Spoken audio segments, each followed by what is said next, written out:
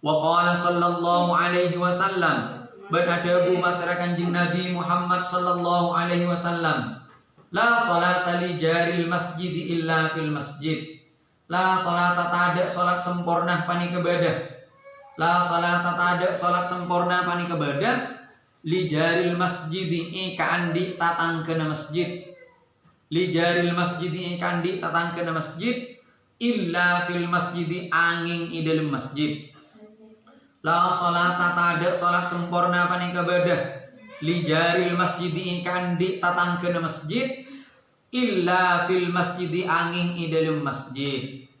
Jadi katanya di sini tidak sempurna salatnya tetangga masjid kecuali di dalam masjid. Tapi hadis ini kecepon Imam Ibnu Hajar, ini hadisnya dhaif, Jadi Ibnu Hajar itu ditanya, sempat saya catat ini ibaratnya wasu'ila nafa'allahu bihi an hadithi la salata li jaril masjid illa fil masjid.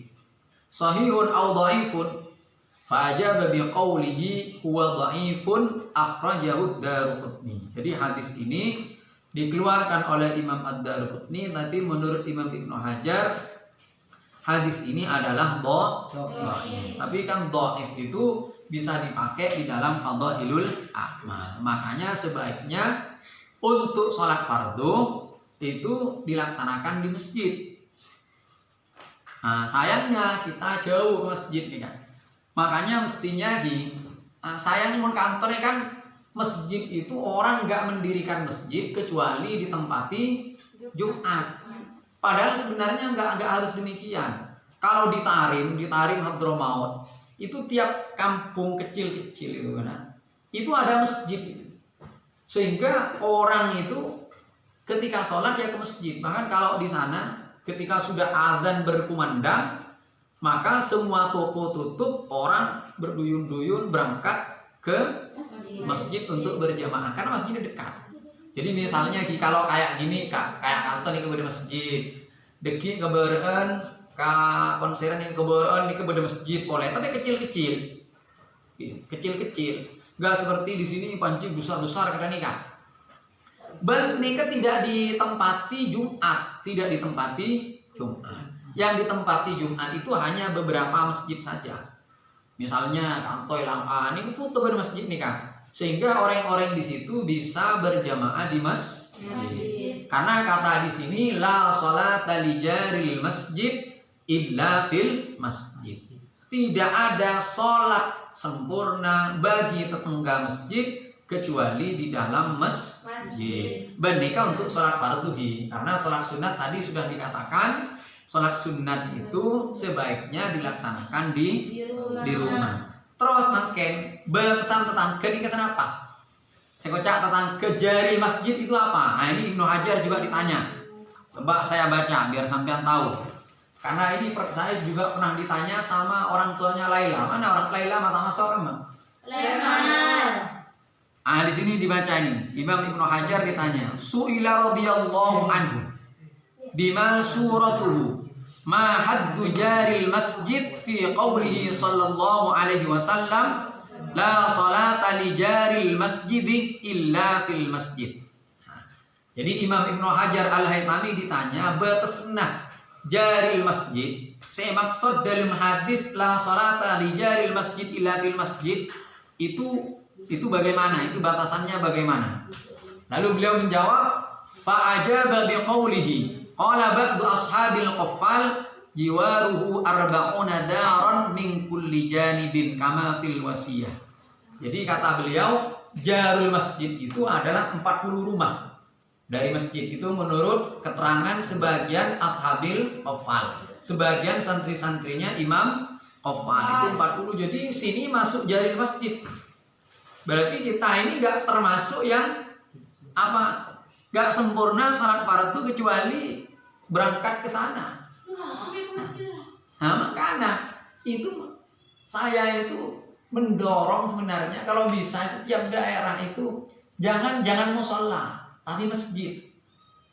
Punya orang di sini kan agak baik musola di kene beureuh nih kan tiba beuna ketungkek nih kan kayak tungkek apa nih kan. Ini kayak keungkeun nih kenapa nih aman tiba bakar arokan benih masjid kena, tapi musola. Sehingga yang tidak dapat keutamaan seperti ini. Paham? Buker. Nah, buker di bawah itu buker. Nah, itu kan itu beda kan tempat sholat. Tapi itu enggak diwakafkan sebagai masjid, diwakafkan sebagai musola. Iya, bekap musola. Paham? Jadi mestinya memang tiap daerah itu ada masjid. Tapi kalau salat sana ke Jumat, seperti masalah ini kepakai baju Jumat kepi ini kan. Pasti itu masalah. Jadi seperti di Tarim itu banyak masjid, tapi itu hanya dipakai untuk berjamaah, pakai untuk iktikaf, untuk sholat Jumat. Nanti pergi ke masjid jami, ke masjid ini yang besar-besar biasanya. Baik tuh. Kemudian lagi itu satu pendapat kan, yang 40 rumah itu adalah keterangan dari ba'du ashabil qufal. Wa qala ghairu akhdan minal ahadis huwa man sami'an nida. Ay idza kana al munadi fi ardil masjid idh dhahir annahu yushtaratu huna li tasmiyati man sami'an nida jaran ma dzakaruhu fil jumu'ati min anna al muqtabarah nida'un haitsu yu'adzinu ka'adatihi wa huwa 'alal ardi fi tarafil masjid alladhi yalihim wal aswatu hadiyatun war riyahu raqidatun wa ayyakunal musri lin nida' muqtadilas sam'i. Jadi mun can kanton nikah sekocak jarul masjid itu orang yang mendengar adzan dari masjid itu. Orang yang mendengar adzan dari masjid. Tapi mendingan gue speaker kan, mungkinin kan gue speaker. Jadi di masjid ada misalnya angin juga dalam keadaan tenang, angin tenang. Jadi nggak ada rame-rame seperti sekarang. Kemudian orang yang merengaki ini kependengarannya nggak terlalu kuat pendengarannya juga nggak tuli, nggak apa? Terlalu lemah. Tuli namanya tengel, nggak terlalu kuat, sedengan. Jadi orang yang mendengarkan adzan dari masjid itu dalam kondisi normal, angin tak terlalu nggak kencang, kondisi nggak ada ramai, kemudian yang mendengarkan itu pendengarannya muqtadil, sedengan, maka itu termasuk jaril masjid. Kalau dulu mungkin jauh kalau dulu mau lambat kita nganggo speaker kan. Meskipun dari masjid besar ini itu nanti adzan orang di atas itu bisa jauh. Jadi batasannya kalau menurut pendapat yang kedua ini adalah sama nida, mendengarkan adzan sampai batas adzan sampai ke situ gitu loh. Sampai ke situ dalam kondisi angin tak kenceng, kemudian nggak ada rame-rame, kemudian orang yang mendengarkan itu nggak terlalu kuat pendengarannya, juga benih orang itu ini diterangkan di dalam Al-Fatawa Al-Kubra Al-Fiqhiyah lil Imam Ibnu Hajar Al-Haytami. Itu perlu kamu sampai di keterangan ini perlu tengok. Terus hadis terakhir.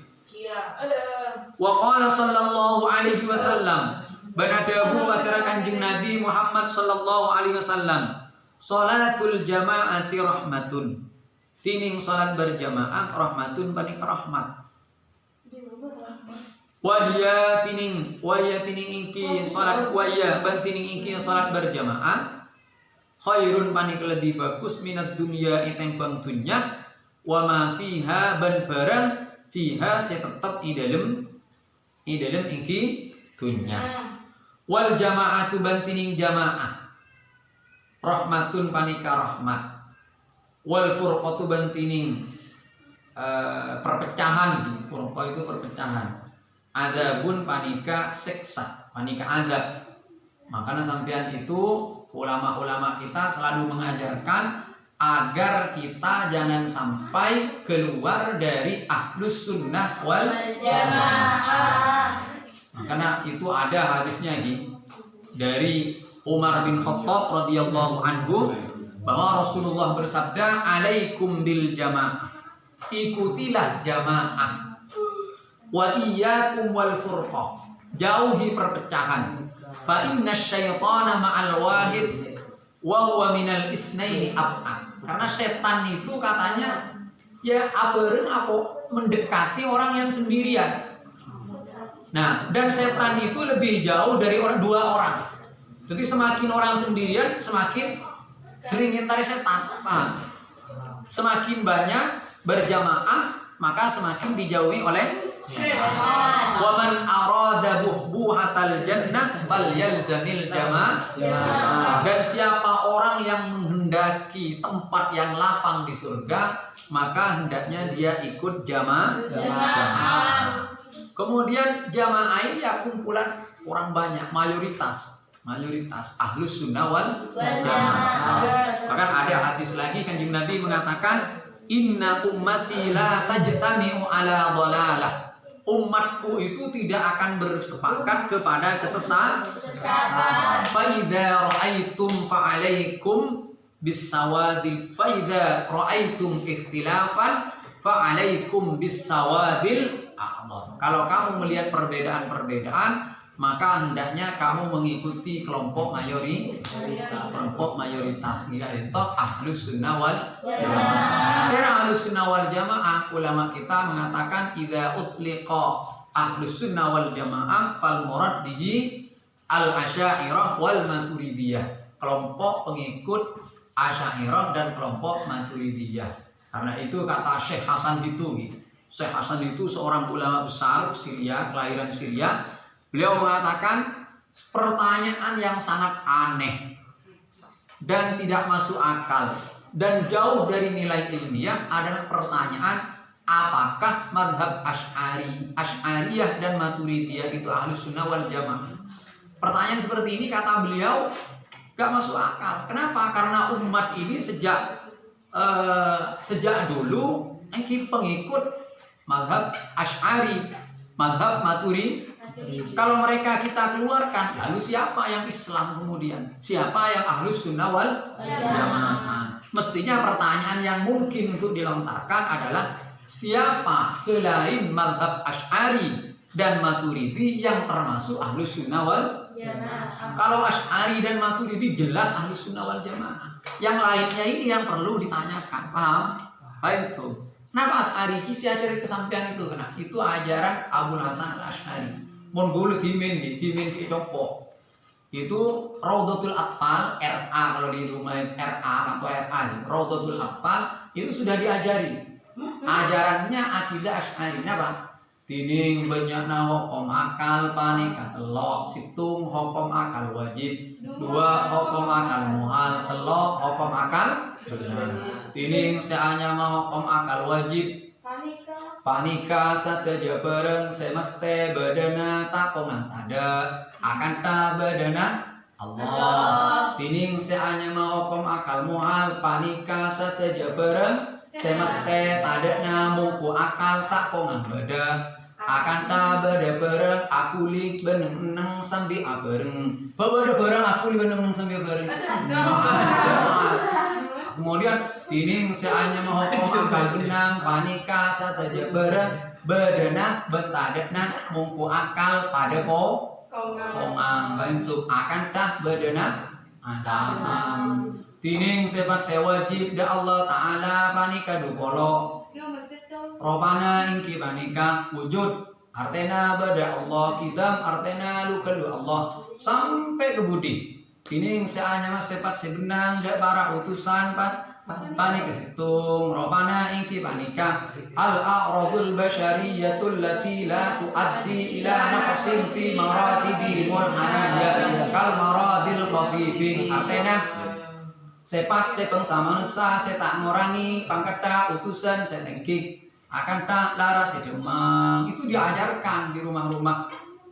Bahkan kalau semestinya nggak nikah-nikahi baca masyarakat itu kalau ada pengajian sebelumnya itu dibaca sehingga akidah Asy'ari ini betul-betul dihafal dan dipahami oleh masyarakat secara luas. Karena yang segi buruk mazhab ahlus sunnah wal jamaah itu ya pasti adalah Asy'ariyah wal Maturidi.